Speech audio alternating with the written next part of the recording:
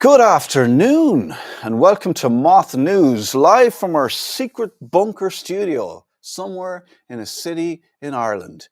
Now, we could be in the city. I mean, that could be a fake background, you know?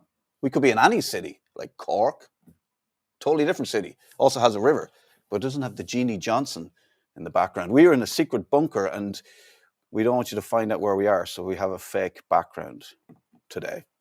But we are live from our studio, which is different because normally I'm in my bedroom trying to hide dirty socks and jocks and clear them out of the background, and also hoping that my son doesn't run in to ask me to put a pizza on for him. So that's not going to happen here because, well, I've locked him in the other studio. I haven't locked my son in the other studio. That was a joke. Today we've got a packed show for you covering everything from political word games to the M50 toll scandal. Yes, I'm calling it a scandal. Am I the first to call it a scandal? Possibly, but we'll be getting to that. Also, a housing crisis that's forcing survivors of abuse back into danger. If you can't afford to move out and there isn't a house available to you, what options have you got? So this is another element of this ongoing housing crisis, and we'll be talking about that as well. And we will have something on the latest corporate chaos with regards to liquidating companies in Ireland, namely Altada. Stick around, it's going to be a wild ride here from the Moth News bunker. Let's get straight into it. Right. First of all, let's talk about the Taoiseach and the difference between the word untruth and the word lie. This is a big debate. So the Taoiseach says, we brought you this story last week, where the Taoiseach said that he accused Mary Lou McDonald of untruths, not lies. So what's the difference? Well, according to the Oxford Dictionary, an untruth, right, listen to this. This is the Oxford Dictionary. An untruth is a false statement, while a lie, according to the Oxford Dictionary, same dictionary, same one, very same dictionary. I didn't even get a different version of the same dictionary. Where a lie is a false statement made deliberately to deceive. So an untruth is a false statement, while a lie is a false statement made deliberately to deceive. It's a big difference in that, isn't there? So, Taoiseach, you know, we have to take our hat off to you on this occasion. It was an untruth and not a lie that you accused her of making. Or maybe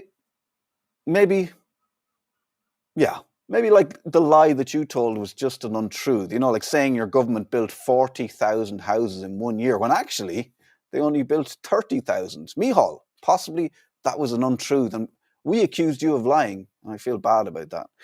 I mean, it's just a little 10,000 home untruth. A mere mix-up. From now on, I won't be lying on my tax returns. I'll just untruth them. Thank you very much, Micheál. On to another great news story for commuters and people who are trying to get to work and do their business in and around Dublin. I mean, we're already taxed enough. There should be enough money to go around to pay for everything, like our excellent healthcare system, or let's not get into the children's hospital and the waiting lists and accident and emergency. So let's look at the M50 toll rip-off scandal. Yes, I'm calling it a scandal. Since eFlow took over the M50 toll in 2008, motorists, these are people trying to get to work, to keep the economy going, you know, that's what we're designed to do, motorists have forked out over 2.1 billion in 2024 alone. They raked in 211 million, up 11% from the previous year. And I'm just trying to remember, wasn't that long ago that they increased the toll?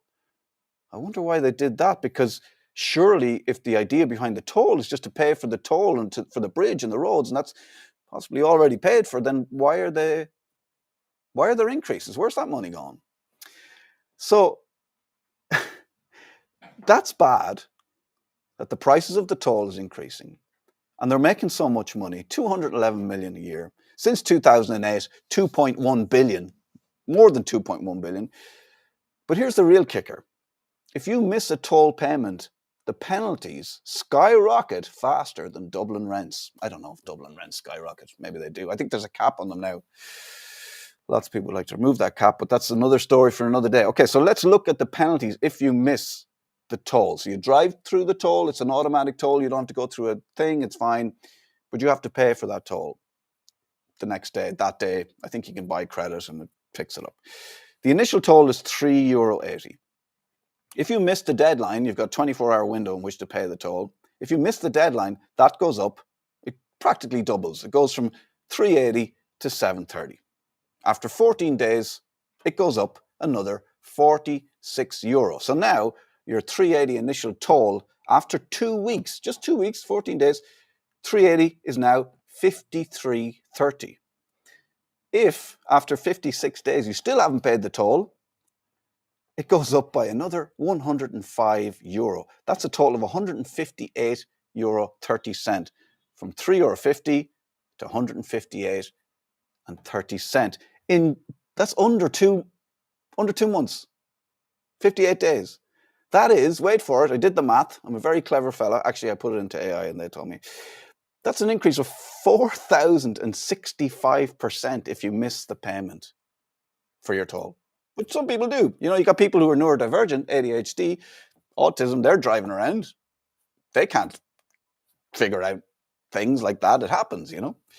So if you miss it entirely, it's 4,000. Like what? Even credit card companies aren't that ruthless. And a man that we don't often mention or agree with, N2 leader Peadar Tóibín, has called for the tolls to be scrapped, pointing out that motorists have paid for the bridges, that the reason the tolls were there was to pay for these bridges. We paid for them 20 times over by now. So why do we need the money and where's it going? Moth News has decided to take it upon itself to do an investigation to find out where this money is going, what it's needed for, and what it's paying for. Because surely at this stage, if they're making that much money, our public transport could be better. We could have a metro system to the airport from the city, all sorts of things. Maybe the Lewis could be free. Oh, hang on, that's already free, isn't it? We all know that. Now, on to our Altada liquidation drama. Things just got really weird with the Altada liquidation. The latest reports claim that directors are under investigation, but there's no evidence of a probe by the Corporate Enforcement Authority. And here's where it gets really wacky, spicy even. Journalist and friend of the show, Charlie Taylor of the Business Post, was sitting in on a creditors-only meeting. How did he get in? Was he invited? Or did he just slip in with the catering staff? I don't think catering staff are allowed in there. We will discuss more with Al later. And yes, it was in the meeting. The question was asked if everybody in the meeting was supposed to be in the meeting. Twice it was asked. So he had an opportunity, other people had an opportunity to say, well, actually, Charlie Taylor's here, he's a reporter, he's not a creditor, he shouldn't be here. And that didn't happen. Finally, for now, for our news in brief, we've got housing crisis and domestic abuse survivors. This is a very serious one. Sinn Féin's Mairead Farrell has called the government out, basically, for failing women, once again, for not helping women be able to leave an abusive relationship. Some survivors are forced to go back to their abusers because there's simply no housing available. They don't have a choice. Others end up in substandard emergency accommodation. That's your choice. You either stay where you are, or you go to pretty bad accommodation. So there is another alternative. You can just go to a different county, which is far away from, you know, maybe where your kids go to school, where your friends live, where your family live. So why is this system doing these things to people? And these are the hidden costs of a housing crisis that we don't really see, we don't really talk about. So what can we learn from our friends across the water, the US? The US has many systems, housing systems, and they're terrible. So our chief reporter, Philip O'Connor, spoke to US housing expert Jenny Schuetz, author of Fixer Upper, How to Repair America's Broken Housing Systems. So what can Ireland learn from the mistakes made across the pond? We will talk to Philip about this interview in just a little while. The subtitle of the book is How to Repair America's Broken Housing Systems. And the reason I wrote it is because there are lots of these conversations around housing affordability, housing supply, affordability for poor people, what's working, what's not. But the conversations tend to happen in different silos. And I wanted to help people understand how the pieces of housing markets fit together. Part of the problem with working with complex systems is that you can't change one piece of a system and leave the rest of it alone. So if we think about things like, for instance, building a lot more housing to make entry-level homeownership more affordable, that has implications for the value of homes that people already own, which is their largest source of equity. And so you wind up trying to solve one little piece of the problem and either running into political resistance in other parts of the system or creating downstream impacts that you didn't anticipate. I always have this very simplistic approach to it. I come from Ireland and that, and I look at the situation there because Ireland was like many European countries. It built a lot of social housing in the early part of the 20th century, and then that social housing stock was sold off. So my argument is always build more social housing. But what you're saying to me is that if you do build more social housing, maybe that's going to have an effect on the price of my parents' home. If eventually they pass away and they leave it to me, so it could actually end up costing me money if I do that. Yeah, in the US, we don't build a ton of social housing. And so we're mostly talking about housing that is built and owned and operated by the private sector. About 2/3 of American families own their own homes. So that's sort of the bulk of the housing market. And then in the rental sector, most of that is still privately owned and operated. So one thing that we have to grapple with in the US is that the government plays a lot of important roles in sort of writing the rules of the system, but it doesn't directly build or provide funding for or own very much housing. And so the government role is actually fairly constrained relative to a lot of European countries where the government has just a much more front and central role. And so part of the implication of that is that public policies matter, but they have to understand how market forces work, and the policies work best when they are guiding market capital and guiding the actions of market actors, households and companies in ways that they already are leaning towards. It's very hard to come up with policies that really stop the market from acting the way it wants to. That seems to be a recurring theme in European countries and to a certain extent in many American cities as well. What do you see as the big problems? Because it seems to me that there's a problem with supply in big cities everywhere, in North America, in Australia, in Japan, in Europe. Why is that? Is it because, this like a sort of a false sense of scarcity pushes up the value of these assets, or how does that work? So I'll start with a little bit of history, of course, sort of the US context, then talk about how relevant that is in other places. The US is in a housing shortage. We know this from research.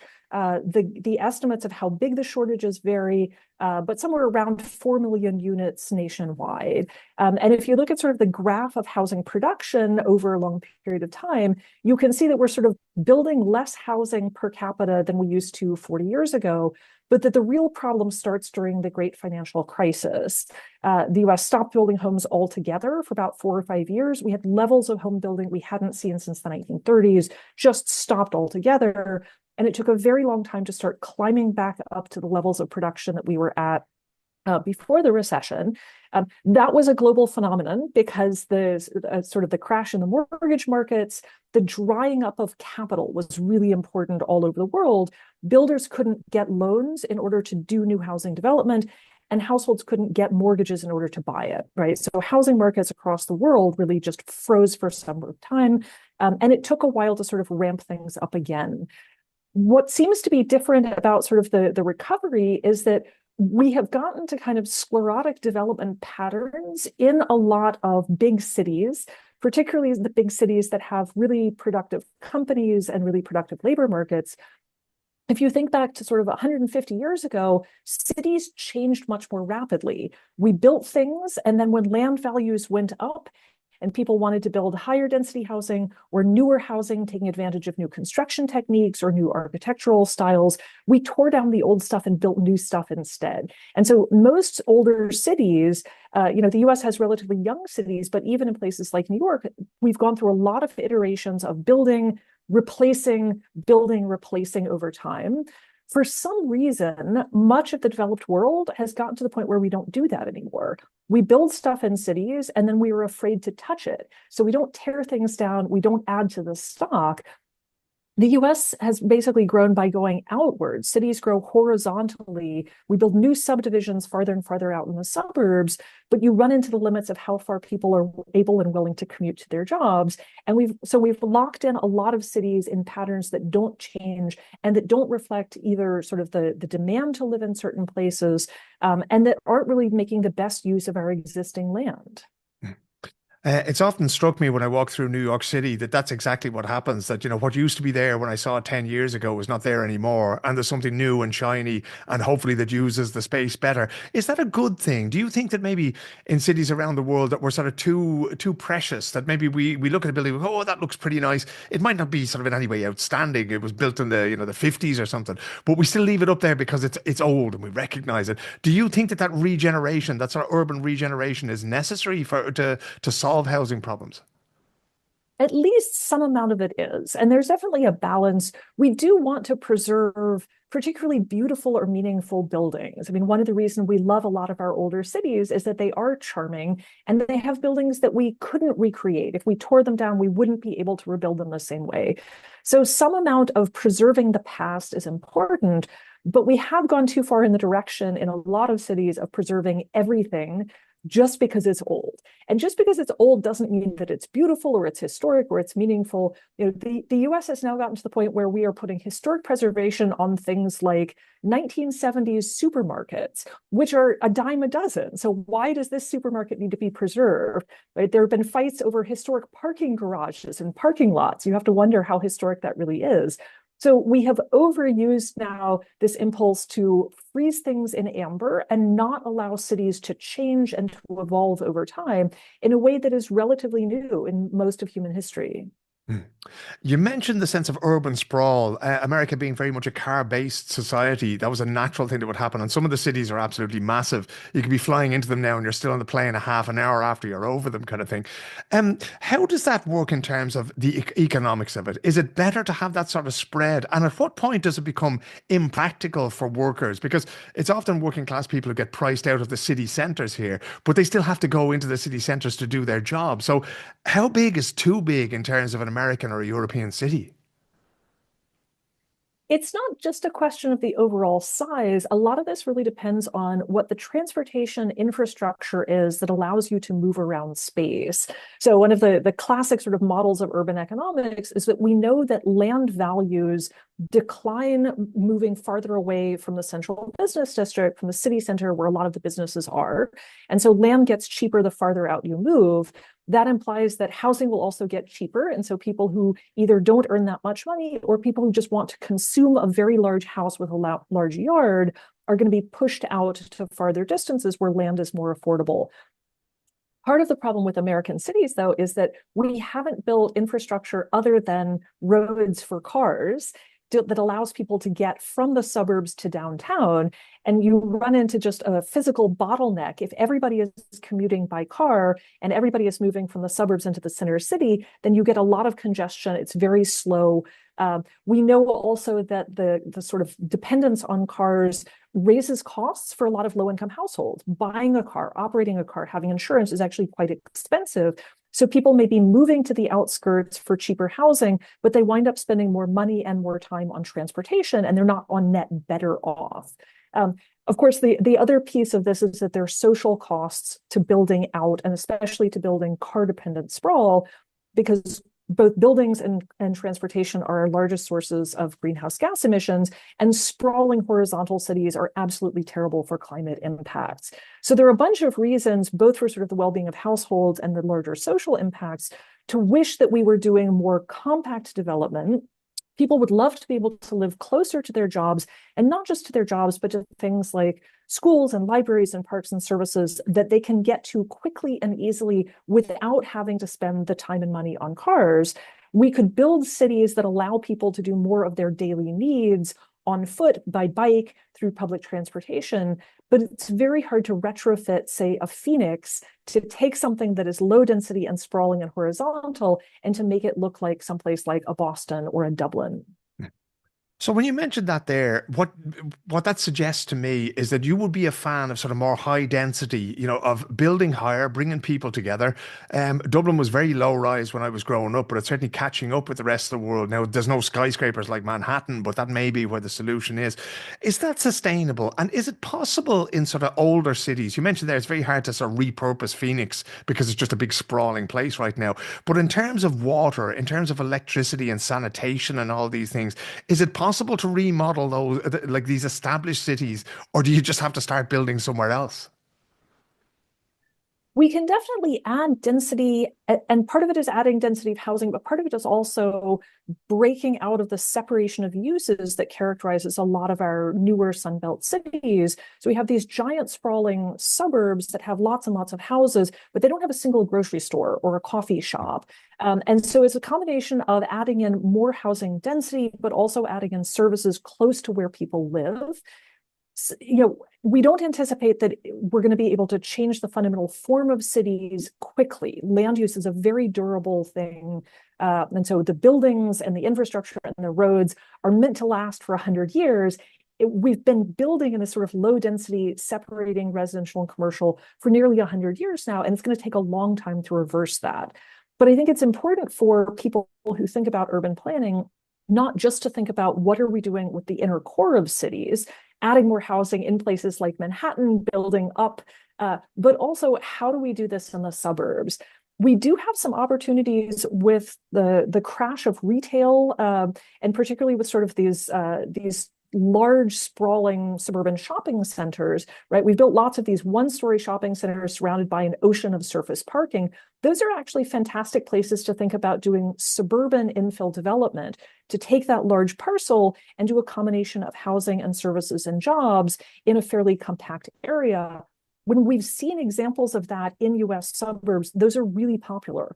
Part of the reason that urbanists push for this kind of development is that we know from prices and rents that that's the kind of development, the kind of neighborhood a lot of people would like to be able to live in. And so we're underbuilding this sort of compact, workable development relative to demand, and in a sense, overbuilding the sprawling separation of uses, which is inexpensive upfront, but has these sort of longer term costs.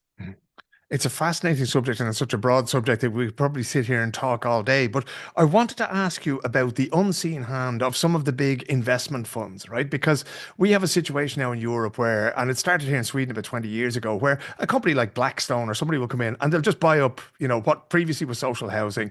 And then all of a sudden it becomes privately owned and it has to give a return to the market. And that brings with it, like large scale ownership of what was previously social housing, brings with it a political power as well, because you can make decisions about that property. You can make decisions about what the cost of rent is going to be, even if those things are controlled in some European countries. How does it look in America? Is it sort of, mom and pop, do you own a couple of apartments in Phoenix or a couple of houses in the suburbs there that you're renting out? Or is it these sort of big, sort of financial actors that are doing this as an investment and they want a very specific return on it? The answer to that is yes and yes. The US rental market is very diverse. Most rental properties are still owned by mom and pop, either an individual or a family or a small scale business. So most housing is owned by the private sector. Most private rental housing is owned by relatively small landlords. But there are big institutional landlords. I think it's important to make a distinction among the type of big institutional landlords, because we have always had big institutional investors. You have to for large apartment buildings, right? So if you think about a 500-unit apartment building in a center city, that's a phenomenally expensive asset. And the only entities that can own that are big institutional owners. Things like life insurance companies, pension firms have always been big investors. But one thing that's notable about particularly pensions and life insurance is that they buy and they hold for a very long term. The whole point for them of buying real estate is that you're putting money in there that will be there for 50 years until you need to start paying out the pension obligations. And so those have been big institutional investors, but they are concerned about the quality of the property. They don't want to have a lot of turnover of tenants. They want to maintain it in good quality, keep it in good standing, because this is a long-term investment strategy. What's different among a bunch of the private equity firms is that they are big institutional investors looking for short-term higher returns. And so the way that you get that is typically by buying an older existing building and rehabbing it so that you can charge higher rents on it. In the case of social housing, it might be buying a building that has intentionally below market rents and then raising it to market rate. So that's why we see this sort of different behavior. We'll say that it's important to sort of separate out why these institutional investors are coming in from sort of the impacts that they're having. The reason that the Blackstones and other companies want to buy apartment buildings is that they know this is an area where they can get a high return, right? They're underpriced assets that can be increased in value. They also know that in a lot of markets, there's not a ton of competition from new development, right? They're buying an existing building. The reason they can raise the rents is because there aren't enough new apartments for people to move into. And so in a sense, if you want to take market power away from the institutional investors, we should be building tons and tons of new stock so that they have a lot of competition and can't raise the rents as quickly. Right. And so the policymakers' impulse to sort of, we're going to stop the big guys from buying this stuff up, is treating the symptom but not the cause. How do you treat the cause in that case? Because yes, you've said at the beginning of the conversation here, a lot of, small mom and pop landlords, this is their asset. This is their pension. That is their pension fund right there.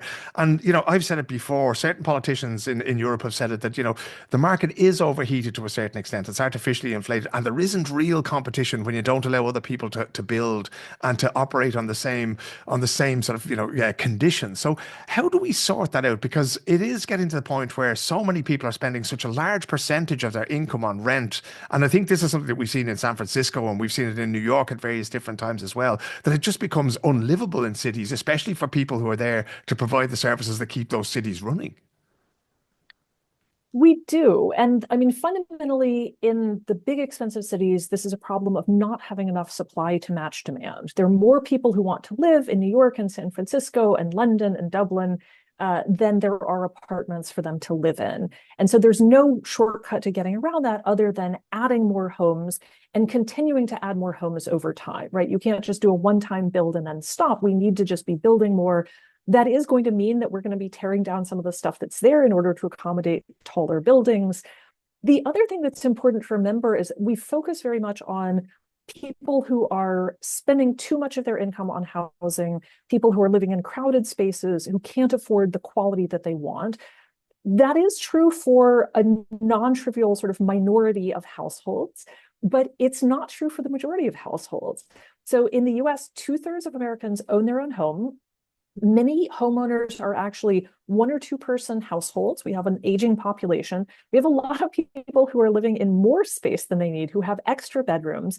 We have actually a lot of households in the top third or so of the income distribution who are probably underspending on housing relative to what they should. So, they bought a house 20 years ago. They have a very low interest rate mortgage. Their property taxes are artificially low because local governments don't want to charge them a lot. And so there are a lot of affluent households who are underspending and overhoused. And that is part of the problem too. Until we can get people living in 5-bedroom houses to downsize and move into smaller spaces and free up those homes for younger households who need more space, we run into this problem. A lot of the older affluent homeowners are influential in local politics. They are, in fact, the ones who are pushing back against more supply in their neighborhoods. They are the ones who are trying to put historic preservation on their local supermarkets so that new apartments can't come in and provide housing and amenities for newer households.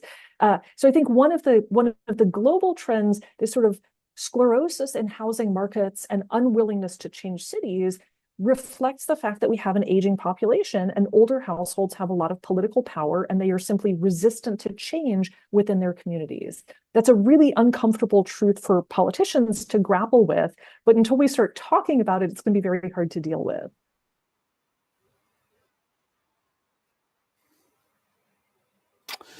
Well, there you go. Very interesting. And we should have Philip with us now. Philip, are you there coming in? I am indeed here. Walls very thick, Philip, so, I don't know. I tell you what, Philip, you go ahead. Look, all I can tell you is that prime real estate where that studio is, I mean, that must be costing a pretty penny for Moth News, but you're worth it, Keith. As are the wonderful team behind the scenes today, are doing such a great job. It's the first time they've worked on the broadcast. It's a delight to have them. Brilliant to talk to Jenny. She's somebody that I've been wanting to talk to for a long time, and it was great to talk to her. The full conversation is either out now on the Mothcast on our podcast feed, or it's going to be out very, very soon indeed. And I found some of what she was saying very fascinating. And what really stuck out to me, Keith, was the difference difference between the kinds of private investors who are owning property, right? And she mentioned the pension funds and the guys who are looking to sort of invest long-term there because they want this to pay off like over a long time. And then on the other side of it, you have the private equity firms that we've spoken about before, who are not just buying up homes in Ireland by the dozen, but they're also buying up entire streets, and they're buying up bars, and they're buying up every business, hairdressers, everything they can find. And that to me is the interesting dynamic in it, because those guys are in it for one thing and one thing only, and that's a fast return. And I think that they really have caused, and this again is something that, you know, ends up at the government's door, they really have distorted the market, pushing regular families like yours and mine and many of those of the listeners and viewers completely out of the market and leaving them no chance of owning a home. So what do we learn from the American situation? Like what are your findings when talking to Jenny? Were you going, actually, yeah, this is what we do? We start taking people to court. We start locking people up. Yeah, it would be a very good idea. I know there's a few people we'd like to lock up on this show. We've spoken about many of them before. But I think one of the things that we have to take into account is the fact that when Jenny and I spoke, they don't have social housing in the way that we've had it in Europe, but they have had a very well-functioning private market for many years. I was watching the Saturday Night Live anniversary Jubilee show. I don't know if you saw a little bit of that over the weekend. And I saw David Byrne from Talking Heads sing with the Swedish singer Robin. And when David came to Manhattan in 1975, together with Chris France and Tina Weymouth to start Talking Heads, they rented a loft in Manhattan for like $65 a week or something, right? In Manhattan, the most expensive place in the world now, you know? So I think it's trying to find places, because one of the things that makes cities great, and, you know, of all the cities that you and I have been to and that Al and Neve have been to, it's that sense of, that thriving sense of not just a business district, but you need places where art can happen. You need places where pensioners can feed ducks, and you need playgrounds where children can play, and where restaurants can open and close, and coffee shops and libraries and places where we can hear music and look at art and that kind of thing. And the private market, as dictated by private equity funds, is not going to give us that, right? You heard Jenny there talking about how these big sprawling developments in places like Phoenix, you'll have hundreds of houses, beautiful houses, great places to live, no grocery store, no bar, no coffee shop. And that doesn't give you anything to gather around. So you can't really build a community in the same way that maybe the places we grew up in, Dublin or Kildare or Cork, you know? And I think that's really what we need to look at, because at the bottom of it, Jenny is an urban economist, right? So, you know, she is a specialist in the area of housing, how to build it, the effects that it has. But as she said at the very start, they're very, very complex things. And you can't just tweak one thing and then expect, you know, everything to be just okay after that, because there's so many downstream effects from it. And what I really would like to see is a sort of a cross-party thing now. The housing crisis is basically a happening disaster, right? In Ireland, we've more than 14,000 people homeless. We have more than 4,000 children who don't have a bed that they can call their own, or a home they can call their own. And that is disgusting. And what we need now is not party politics. We need everybody to come together from both sides of the house. And it doesn't matter who has the best ideas. Like on this show, most of the time I have the best ideas. Sometimes you have them, but we make a great show just based on that. And of course, everybody will know I'm only joking. All the good ideas come from you. But in order to get these great things to happen, we have to work together. And that's really what we need to see in Ireland now. So if it is Owen O'Brien, if it is Rory from the Social Democrats, it doesn't matter. Fianna Fáil and Fine Gael, who are the government now, need to bring them inside the tent and solve it, not for the political parties of Ireland, but for the people of Ireland. Yeah, I mean, are you calling for a czar, a housing czar, Philip? You know what? I always I'm very wary of saying that, you know, maybe I could do that job. No, I'm always very wary of thinking that one individual can solve it and putting one person up there, you know, even though Owen O'Brien is a great guy and has thought through these things, Rory Hearn the same, right? But I do think that, you know, rather than focusing on individuals, I think we need to put the problem front and center and then make sure that everybody, you know, I mean, I think the last election, you know, everybody talked about to me was housing. And I think that we need our politicians to realize that we're not going to put up with this crack of them just going, oh, scoring points and, you know, giving a few bob to their developer mates, and you can have this patch of land for 5,000 and it's worth 5 million, that kind of thing. Those days have to be gone, right? There has to be the kind of transparency that we're always asking for this show, and simple common sense, because at the end of the day, yeah, these things are assets and they have a value, but so too does human life, right? There's a dignity to that as well. And being able to live in your own safe, secure home in a decent standard, being warm in the winter and cool in the summer, and having the things you need on your doorstep is a very fine thing that every party should be proud of delivering for the Irish people. Yeah, just basics. I mean, you look at that the untruth that the government told about those 40,000 houses they built, but actually it was only 30,000. And you kind of go, well, it's only 10,000. That's a lot of houses, and it's a very big untruth as far as I'm concerned. But it's a very interesting interview, Philip. And as you said, people will be able to listen to that, the entire podcast on Mothcast, which is available wherever you get your podcast. Now, it's bad for you, Philip, because we're here live in studio in the bunker. So we had our pre-show massage, we got the makeup done, we got treated to baked goods. Me and Al, who's here with me in studio. Al, how are you? Hey, Keith. How are you? Al, of course, is our untruth specialist here on Moth News. Speaking of untruths and sleight of hand and all that kind of stuff that the government are really good at, I mentioned earlier in the news and brief about your company, Altada. At the moment, there is some meetings going on around the liquidation of Altada. Tell us, first of all, briefly, what's happening. So what's happening is we're looking to unscramble the egg, using that terminology, which is the entire process thus far has been very controversial, highly publicized, completely disproportionate, right, in terms of the size of the company and the media coverage we're getting, even to the point that a well-known journalist who has been targeting us and bullying us, basically, literally gate-crashed a creditors meeting. On that meeting, a creditor asked the liquidator, John Healy, is everybody on this call a creditor? Which he replied, yes. The same individual screenshot, who's a very senior insolvency advisor in the country and who found this quite unusual, and then repeated the question, say, are you sure it's only creditors on this meeting? And here was Charlie Taylor on the virtual meeting, documenting the entire creditor meeting and misreporting on it.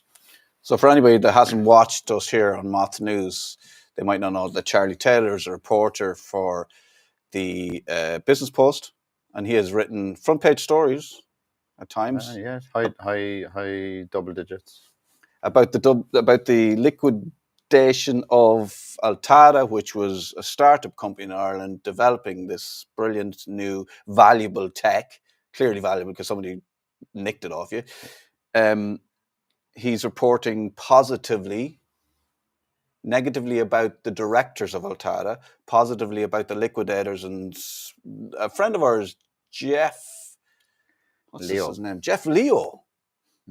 Very familiar name. Friend of the show, former Dick of the Week, possibly current Dick of the Week. So reporting always very positively about Jeff Leo. He's a reporter, but he's in this meeting, creditors meeting. It was asked twice, is there anybody in this meeting that shouldn't... With Jeff Leo, by the way. So Jeff Leo is present at the meeting, yeah, right? And Jeff Leo is currently in a process with John Healy, who's the liquidator, where the liquidation is being reversed. They're in the High Court. There's been submissions and affidavits filed against their practice in that liquidation, which is, we spoke with Dan in one of the earlier episodes, and Dan came on to tell us that Jeff Leo has literally stripped the company of its assets using this liquidator, and not one MSM has reported on it, including Charlie Taylor. And not only that, he's been questioned as to why he has not reported on it. And he said there's no story there. So let's just get this in balance. This is a startup company that now the losses are 6 million. They were 21 million previously. Now it's like over 6 million. And so they've rolled back. They're starting to roll back. And now it's, my inquiries are ongoing, whereas previously it was like guard investigations. Now it's, my investigations are ongoing, right? Okay. And do you think he's trying to manage his way out of this? As in, like, backtracking? I think he needs to, because he's like broken every procedural policy and process that any liquidator should entail. The company was in receivership already, and the asset had already been bidded upon and sold.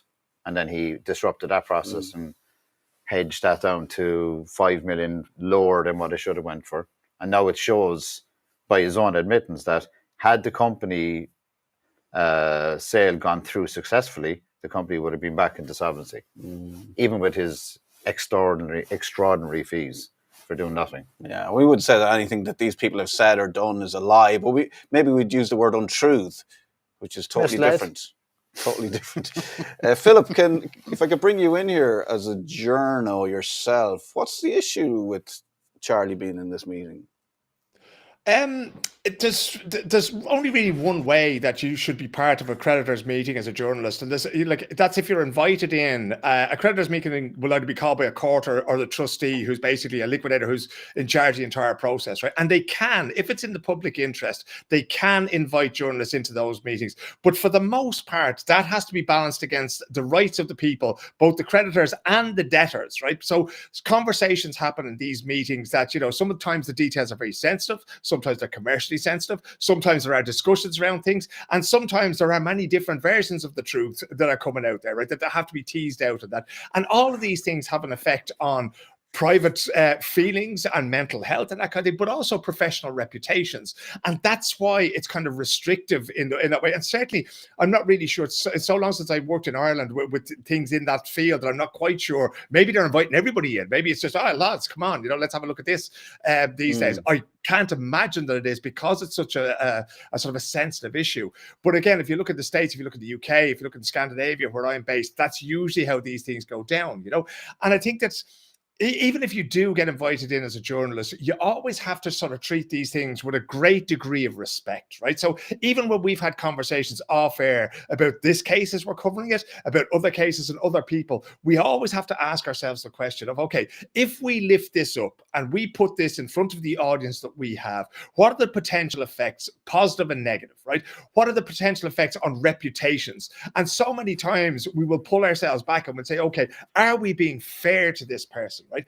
And again, I'm not going to comment directly on what Charlie Taylor does, because frankly, I haven't read the last bit of reporting that he did on Altada, but that's what in general you need to be doing, right? You have to be sure to be fair. And also, if you're going to go to that, right, I put myself in that position, right? If I had gone to that yesterday, what I personally would like to do is listen to what is being said there, but I'd also like to talk to the liquidator. I'd like to talk to Altada, and I'd like to talk to the creditors, because it's not about me or my opinions. I am not there to represent anybody other than the readers or the listeners or the viewers of the journalism that I create in that situation. They are the ones to whom I owe my loyalty, and they're the ones to whom I owe my reputation too. So I think as with many things in Irish media, I think we really need to sit down again and take stock of why we are doing things, why we are reporting on things, and then to be as aware as well, gents, of the possible blind sides, right? And I'll take a parallel from the sports world, just because we happen to be talking on a Friday when the Irish national women's team are going to be playing against Turkey tonight in Tallaght Stadium, I think it is. I know a lot of those women. I've known them for quite a long time. I'm a huge supporter of them in my private life. But as a journalist, I cannot give them special treatment that I wouldn't give to a Swedish or an English or a Norwegian footballer, because that would be unfair. I have to park those things. It can be difficult. It can be painful. It can be hurtful for them if I'm criticizing them or revealing something about them. But we also have to be adults and say, look, at what I do professionally and what I do personally are two separate things in this situation. So there's certainly questions to ask as to how and why reporters were in the room. And the last thing I would say about it is, if reporters are in the room, I think it has to be made clear to participants, because if I'm speaking to you, Keith, as we do every day on WhatsApp or on the phone or that kind of thing, and I'm speaking, in the group that we have for putting together this show, they're two different contexts, right? And then my Twitter or my Blue Sky is totally separate. So my communication is towards a certain audience. So if I'm speaking freely in front of a room full of people, and then that's reported by a journalist that I didn't know was there, I would have a serious problem with that, because if my remarks are to be taken on the record, I want to know that they are liable to be, because I am going to tailor my communication after that. There are things that I'm not going to say in public. When we're discussing a case or something, we're talking about cases to do with Tusla, for example. I'm not going to talk about those things publicly because we haven't confirmed those details yet. And I think it's very, very important that when people are speaking in a particular forum, that they are aware of the rules that apply in that particular forum. And as the cops in America say, what you say may be taken down and used against you in court at some later date.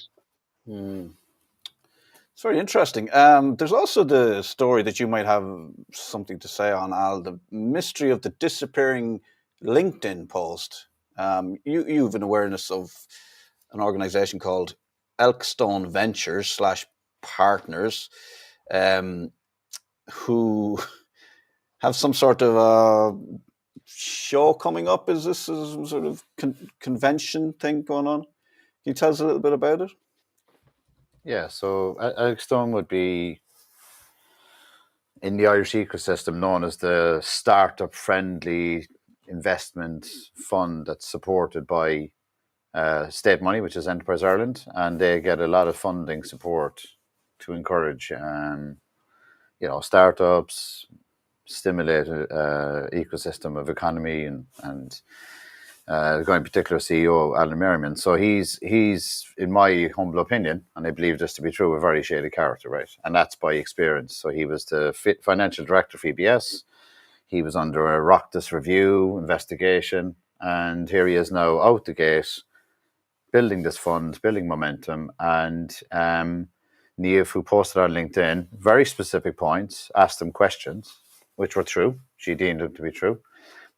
Which is in relation to, during the process in Altada, he raised 5.5 million in a secondary investment that was there sitting, and he was in a position to help the company. She just asked the question, what happened to that funding at the time we got into difficulty? And he was the guy that came back in with Leo to bid for the company liquidation. So he's shareholder, investor, using taxpayers' money to invest in companies and people that are working in, operating in Ireland that have entrusted him to invest. And the post was removed. So it was a post questioning where this investment is going, what's been done with this money. It was put up on LinkedIn by Niamh. On a personal account. On a personal account. Yeah. And it was removed by LinkedIn. She doesn't know why. We don't know why. She has asked the question, and now we're just waiting to... I mean, it's interesting that somebody would have that power to give LinkedIn a call and go, lads, we didn't take that post down. But the paradox to that is there is a plethora of stuff about us on LinkedIn by Charlie Taylor, by Tom Lyons, by others that is deemed, it is untrue. It's misleading because they've just commented on a one-sided argument of John Healy, and that's out the wazoo on LinkedIn. And we've put in complaints, raised issues, never removed. We would be very aware of balance here on Moth News, and even the mainstream media. Yeah. Purport to be about balance. You have to think about it. So surely LinkedIn as a publication, as a platform, surely they have to be seen to be balanced and not to just remove a post because someone doesn't like it. Well, especially when the CEO is ex-government and is supposed to be like pinnacle in Ireland in terms of policy and balance and, our constitutional right for freedom of speech, right? I mean, she was previously working in the House of Oireachtas, I believe, right? And where's our balance in the country in terms of, we're supposed to be a republic, we're supposed to be a democracy, we're supposed to have a constitution that protects our citizens, and we have freedom of speech. And it's just, these guys just seem to be lawless. They can do what they want when they want. They can mute people, and then they can, on the other side, paradoxically, say whatever the heck they want to about a person and just destroy lives. I mean, literally, nobody's taking this on balance to say, okay, there's a company, it failed, and they want to wipe the directors off the side of the planet with derogatory defamation and just say whatever they want without any balance. We've never been asked for comment. We're not being asked to give any our side of the story. Every one of them ran with it. The Times, the Independent, the Examiner, Sunday Business Post, the Sunday Times are running with it, and they've all the same headline. And that one of them. So they've been fed a press release, it looks like, and there's a copy and paste job. Exactly. And Tom Lyons in there from the Currency, the whole lot of them. Right? We have to ask the question: why is Ireland set up to support people who are coming in? I suppose you go from investments. What do we call them? Vulture funds coming in and buying up houses. If I can interject, Naki, it's more fundamental than that. If you just exclude and preclude us from the conversation for a moment and just ignore the Altada debacle and look at it from an entrepreneur perspective. So should we start putting at the end of every investment the fine print, whatever you do not fail in Ireland? Because if you want to set up a business, we employed close to 100 people in Ireland over 100 if you add in everybody else in the organization, all high-paying salaries. Okay, there's a failure there. There's responsibility and other facets of the business, making decisions or whatever. But if you exclude that for a second and look at the fundamental point of everybody's happy if you're succeeding, but don't fail because they'll blow you off the side of the map. So that's the message we're sending, right? You do business elsewhere outside of Ireland now, but you meet people, you've been to the East, you've been to the West. What is the word on the street with regards to doing business in Ireland at the moment? Do not invest in Ireland, it's corrupt. That's bad, isn't it? It's bad. Yeah. It's pretty bad. Yeah, we might move on from that whole... It's pretty... You're a bit of a buzzkill, Al. You know what I mean? Invite you in here. I'm the wet blanket man. Debbie Downer. I'm the realist. Debbie Downer. We go back to Sweden. We're telling the truth here. Ask a question, get the truth. We'll go back to Sweden. Talk to Phil about the football.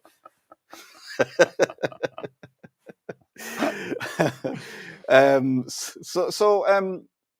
that's pretty bad. I really can't move on from that. Philip, we're going to you for some lightness in this. I mean, I know I'm throwing you in the deep end here. I'm throwing something at you, but balance with regards to any platform, any publication. Surely, LinkedIn, Instagram, they've got to come under the same rules of having some balance. And to just remove something like that, I know that's not you're a journalist, but you've got to have some thoughts on that. Well, yeah, you would hope that, when these social media platforms were created, probably the first one that really had any traction was Facebook. And then, of course, Twitter came along, and that was a great home for me for many years, built up a great audience there. Blue Sky, Mastodon, Instagram, all of these things are out there now. Well, LinkedIn is quite specific, and, because it's there for business. It is very pro-business. Now, it drives me mad because we often talk about algorithms and how they know us so intimately and that kind of thing. And literally, I could be scrolling like lightning fast through LinkedIn and I won't see anything that interests me whatsoever, because it's also always somebody who's delighted to announce something, But when they go in like that, and when Niamh mentioned to us that the post was taken down, I was going, hang on a second. So I started to dig into how LinkedIn does these things, right? And there are a couple of ways of doing it. And we're trying to and we will get to the bottom of how this happened, right? Because there are certain artificial intelligence, AI tools, that if you put certain words into a post, it will just immediately get scrubbed, right? And that's, whereas we talk about freedom of speech and everything else like that, right? But these platforms are privately owned, right? So you are free to do whatever they will allow you to do on their platform.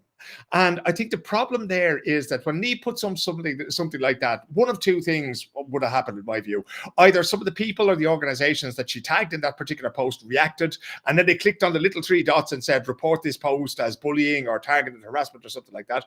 And then some poor lad sitting in the Philippines looked at that and went, look, I just say yes to all these things because I cannot be arsed having my supervisor on my back because, some organization in Ireland or some person in Ireland got on to me and is threatening to sue me. Or Niamh may have used a word or a phrasing or something like that LinkedIn just goes, do you know what? We don't want any sort of negativity or we don't want any criticism of our people. So we'll just take those things away automatically. I think it's quite troubling because the genuine value of these platforms is in the networking thing, right? And networking is not only for being delighted to announce that you have a new job or a new company or a new product, but also to discuss things like this, right? Was Niamh's post harsh? Yes. Was it fair? It was her honestly held opinion as somebody with direct knowledge of that gentleman, as far as I can understand it from talking to her this morning, right? So that's, where I think we should be able to have discussions about those things, because we all know I'm arguing with a company at the moment that owes me money, right? And eventually I will say something publicly if they don't do it. Now, if my posts get taken down, are they having to go with me just because I'm a freelance person working on my own and this big company is allowed to get away with it? Where does the line get drawn, And I do think that that's why it's so important that we have platforms like this to discuss these things, because despite, the fact that we take the mick out of certain people sometimes every week on this show, all we are really looking for here is transparency and fairness, and to give people who aren't given a platform the chance to say what they think about some of these things. Because as Alan will tell you, he's sitting there to your left, left now, Keith, right? When a narrative takes hold about a company or about a business or about an organization or person, it's very, very difficult to change that once it's flying its way around the world. So if we take the specific case of Altada, which I never like to do because I'm not as up on it, the details of it as Alan is, right?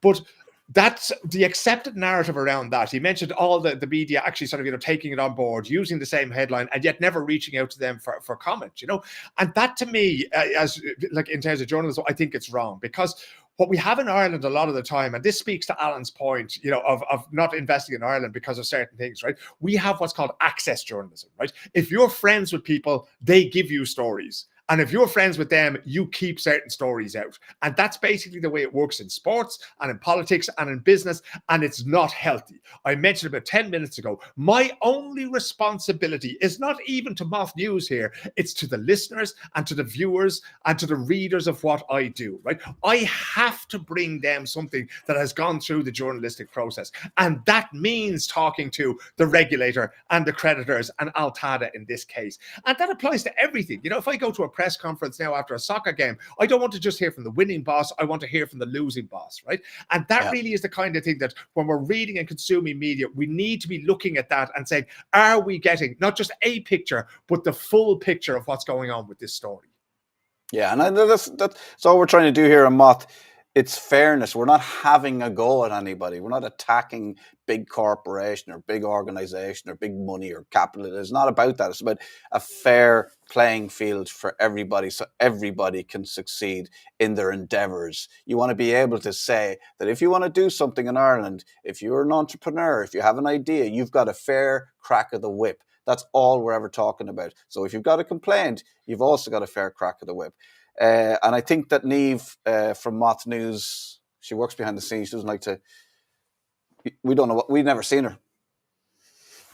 I'm not sure she exists. I think she's actually your burner account, Keith. Her upcoming book, Taking the Deal, will shine a light on Enterprise Ireland funded Elkstone and the decisions that Alan Merriman made. So you can read it yourself. And I don't think LinkedIn will be able to take the book off the shelves, will they, Al? Absolutely not. They won't. Very quickly, lads. They'll probably take the money for the ads, mind you. The truth will come out. They will take the money. I don't think Niamh will be advertising for the book on LinkedIn. We'll definitely take a plate past in the Sunday Business Post, anyway. No advertorial for you guys. Okay, we got to wrap it up. Before we do, Philip, have you got a Dick of the Week nomination? Oh, do I? No, we gave it to Micheál Martin, I think, last week, didn't we? Or no, who did we gave it to? There was loads of different people got it last week. Joint, wasn't it? Yeah, Micheál Martin, I think. Yeah. It's a possibility that we don't have it. No, we didn't do Dick of the Week. We did Heart of the Week for Valentine's. Yeah, we sent out a virtual Valentine cards because it was Valentine's Day. I think the word, my Dick of the Week is the word untruth. Yeah. Because he's basically come back and said, I did not call Mary Lou McDonald a liar. I said that she made an untruth. You know it. You're a journalist, Phil. What's the difference? Well, I think what the difference here is that now you're into Dictionary of the Week, and that wasn't something we agreed on before the show, Keith. That's off campus. You're going off the reservation, Philip. Dictionary of the Week. Dictionary of the Week. Right, I think we'll leave it there. Mine's the CEO of LinkedIn for removing the post. Yeah, we'll give that. We'll give that one. Nice one. Caught by on LinkedIn. Oh, God. Okay, well, thanks for that. We'll leave it there. Thanks, Al, for flying in. Great to finally meet you, Kate. Much more handsome in real life, Philip. Oh, that's the airbrush on the van. Someday we'll get Philip over from Sweden as well. Philip, thank you very much. See you, Philip. Gone. We will be back, as always, next week, Friday, 3:00. Maybe we'll like the studios. Yeah, that's cool. We'll try and make it a regular thing. And also have a look for Mothcast, wherever you get your podcasts. Any of the stuff we talk about here, it's all there. It's all catalogued. And it's all factual. Not one untruth. We'll see you next week.